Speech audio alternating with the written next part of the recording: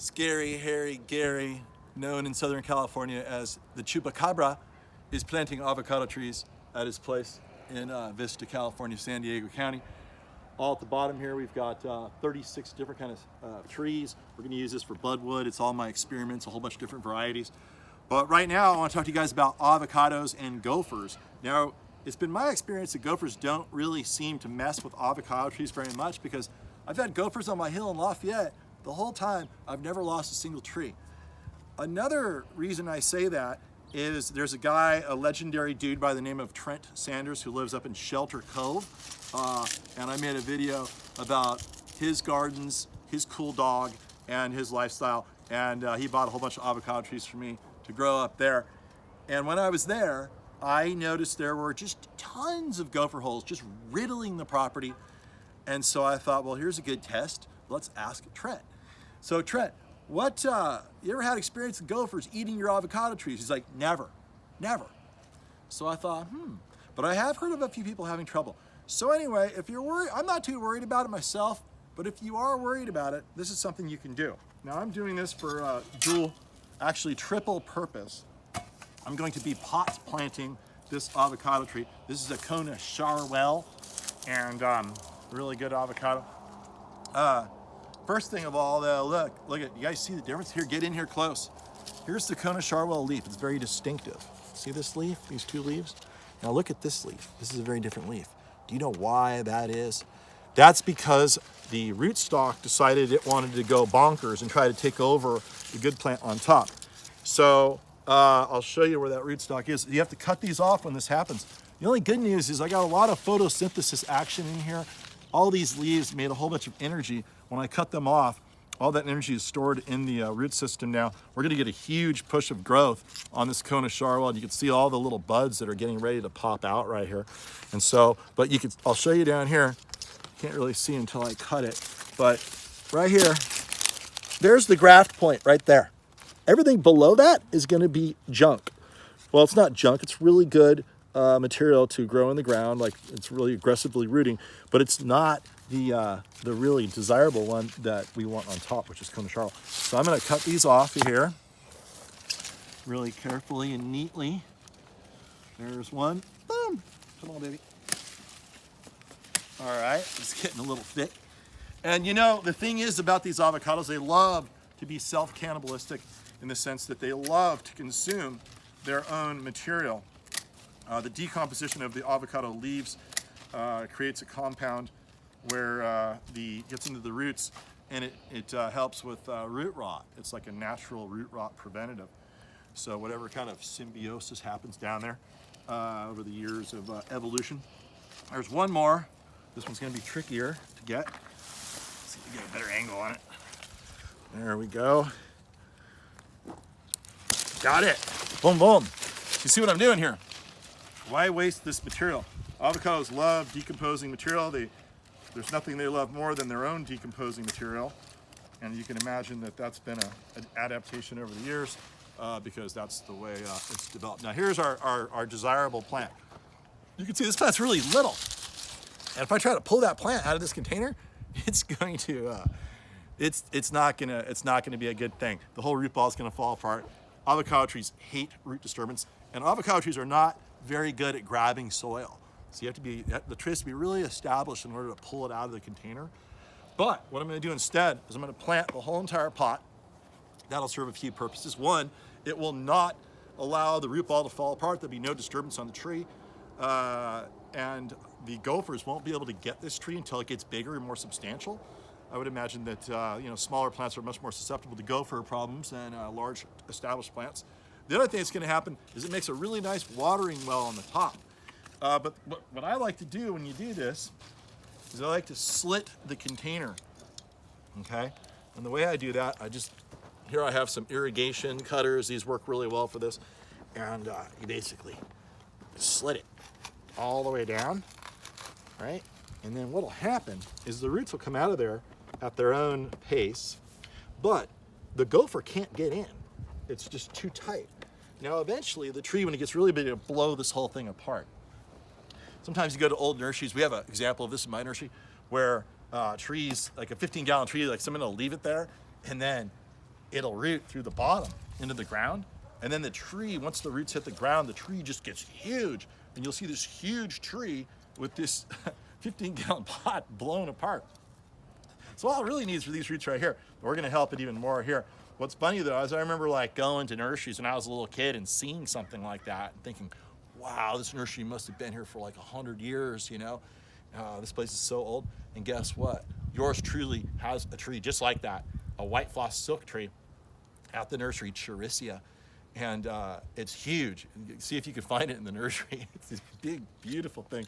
And it's got a busted up 15-gallon around it. We left it in place too long. Now it's a permanent tree. That's okay, because I love them. Anyway, so I go all the way around every 4 or 5 inches, and I make this slit. It's a little difficult. Don't worry so much about getting the roots on the inside. You want to go in as minimal as possible to prevent cutting roots in there. And this is pretty labor intensive, I must admit. These cutters are not that sharp, and they're also not designed for this purpose. But truthfully, I don't know what would be better to do this with. So you go all the way around the tree, every 4 or 5 inches, and like this. Listen to how beautifully quiet it is right now. Maybe you'll enjoy some quiet time with Gary.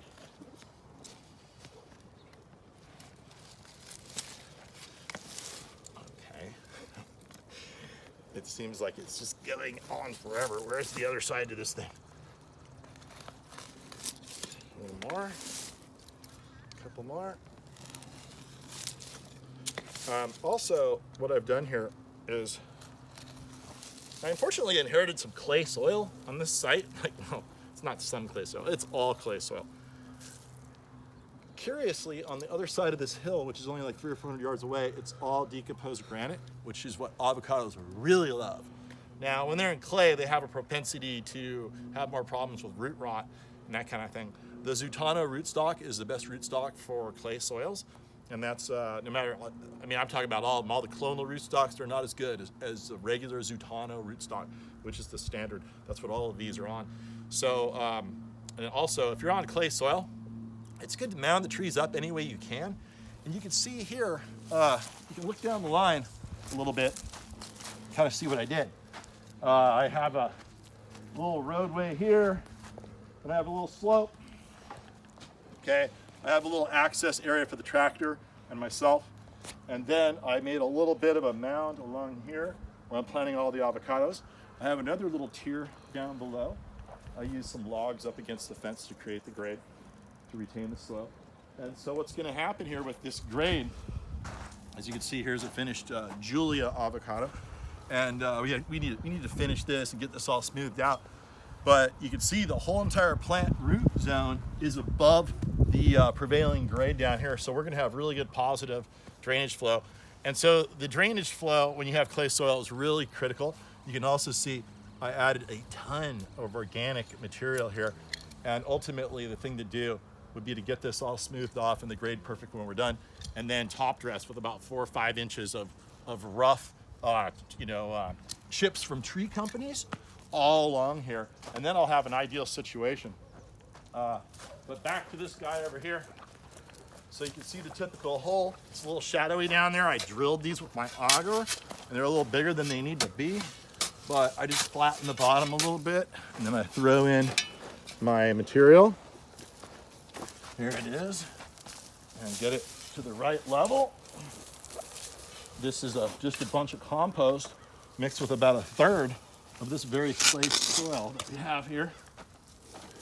And these plants are gonna love this treatment. You don't want to do pure compost. You want to add, a little bit of real soil. Might even take some of this and mix it in a little bit. That's probably about the right level. So then, next step, toss the whole big bad boy in there. And here she goes. Boom. Boom. Get it nice and straight. Just like that. It's the right level, nice and high. And then pour a ton of this material in there, all around it. Get it up to a nice level. It's gonna be really awesome when I basically took the property here on 3 sides, and I'm creating what amounts to a massive avocado hedge for privacy. So I'm not sure if I can call it an avocado grove because it's really just a big hedge. What do you think? Throw some comments down there. Is this a hedge or is this a grove? Or is it both? But I also want some comments on your experience with gophers and avocados. Have you guys ever lost any trees to gophers? It might be sort of a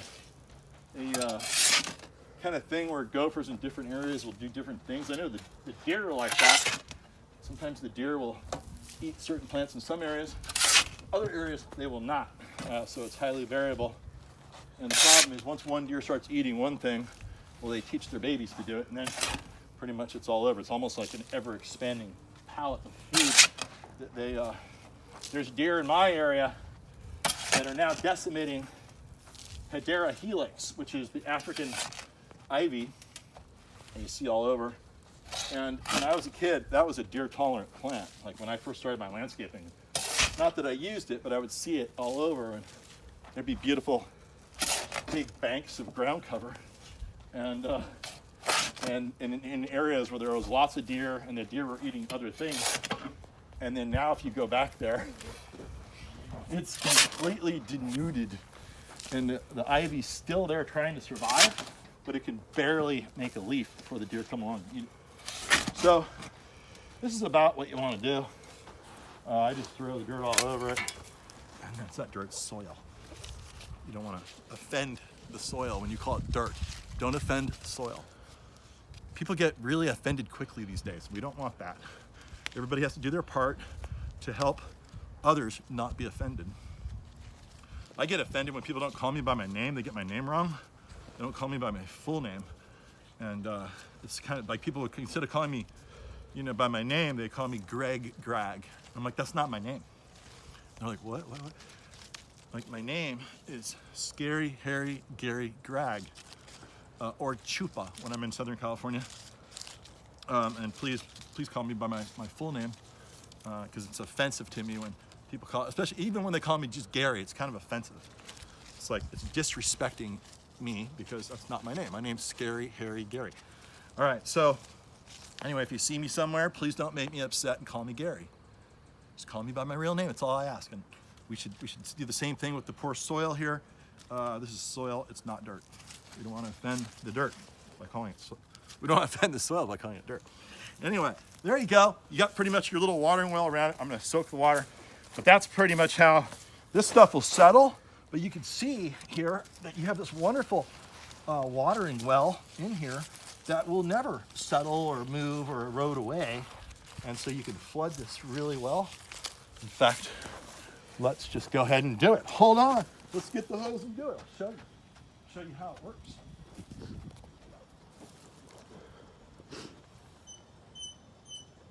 Kevin, show them the beautiful palm tree grove. Maybe they want to buy some palm trees. Look at all the palms we're growing. These are all kinds of beautiful hybrid Ciagris. It's a very long hose. I apologize.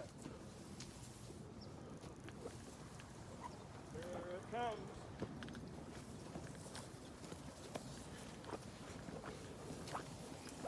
Let me show you how this holds the water. It's really kind of a good, if you're on a steep hill and you're worried about your little watering wells falling apart, this might be something you want to do regardless of whether you have gophers or not.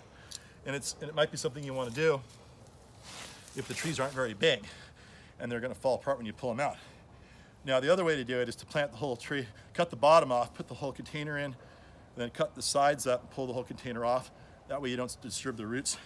But again, this protects it from gophers, and it also creates a really permanent and substantial watering well that's highly effective. You can see here, there's no way the water can break the dam until it gets at least to the top of the container, which I will do, and then that will be the end of the video, and you can go along your way. Sorry it took so long. Here we go. You guys ever get in like one of those doughboy pools when you're a kid? Those above ground round pools, plastic ones, and they get everybody going in a circle, create like a whirlpool? Yeah, I did that. That was fun back in the 70s. Yeah, just like it is now. See this? If you were like a little ant, you'd be going in circles. It'd be really fun. I'm a little bit too big to get in there and have fun. Anyway, there you go. You get the idea. It's the top of the rim. And that's pretty much the whole video. Thank you.